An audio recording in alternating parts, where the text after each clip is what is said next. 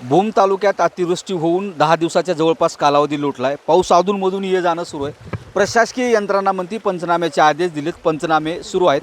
मी शेतकऱ्याच्या बांधावरती किंवा ज्या ठिकाणी भूम तालुक्यात हे दिंडोरी गाव आहे त्या गावच्या बंधाऱ्याची परिस्थिती आहे. ह्या बंधारा वाहून गेलेला आहे पूर्णतः. आपण बघतोय कशा पद्धतीने जमीन खरडून गेलेली आहे. किती फूट जमीन खरडून गेली हे दृश्यामध्ये दिसतंय. पलीकडल्या बाजूली शेतकऱ्याची शेत आहेत. त्या गावातून शेतकऱ्यांना जाता येत नाही आहे. 8-10 दिवस झालं त्यांची दुधं जनावरं ही जागेवरच आहेत. मात्र प्रशासकीय यंत्रणा या गावात आली की नाही हे आपण खात्री करण्यासाठी त्यांच्याबरोबर विचारूयात. त्यांना विचारूया नेमकी प्रशासकीय यंत्रणा त्यांच्याबरोबर पोहोचली का. किती दिवस झालं पाऊस झाला गावात? 7-8 दिवस झालं कोणी सध्या आलेलं नाही तर.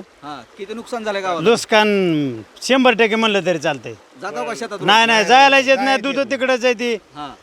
काय कुठला अधिकारी आलेला नाही इकडं. कुठलाच नाही. कोणी एक सध्या अधिकारी आलेला तलाठी नाही. नाही, अजिबात कोणी कर्ज खात्याचा नाही, तलाठी नाही. आम्ही 5 दिवस झालं त्यांना फोन करता या तर येतोच म्हणतात कुणीच येत नाही. दोन हिरी बसून गेल्या तरी पंचनाम्याला कोणी नाही. काय येत नाही म्हणजे ते म्हणतात खरडून वाहून गेलं तर आम्हाला पंचनामा करायला खडकाला गेलं पाहिजे म्हणजे पंचनामा करायला असं म्हणतात. येतच नाहीत. आणखी अधिकारी आले नाही.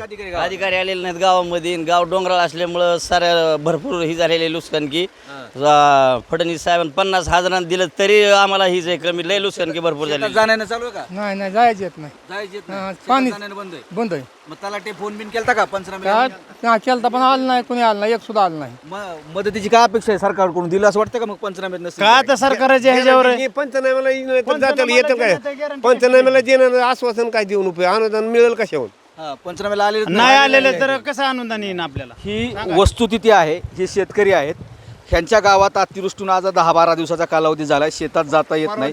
कलेक्टर साहेब सांगतायत पंचनाम्याचे आदेश दिले. मुख्यमंत्री सांगतायत पंचनामे सुरू आहेत. मात्र 5 दिवस झालं तलाट्याला कृषी अधिकाऱ्याला फोन करतात. गावाकडं कुणी फिरकलेलं नाही. ही वस्तुस्थिती असेल तर यांचे अहवाल जायचे कधी? हे सगळं पाणी वाहून गेल्यानंतर ती नुकसानीचा पंचनामा होणार का? हा एक मोठा हा शेतकऱ्यांना प्रश्न आहे. पंचनामेच नसतील तर मदतीचं काय? हा सगळ्यात मोठा प्रश्न आहे. त्याचं उत्तर अधिकाऱ्यांना द्यावं लागेल. सागर जाधवसह बालाजी निरपण, न्यूज 18 लोकमत, दिंडोरी, भूम.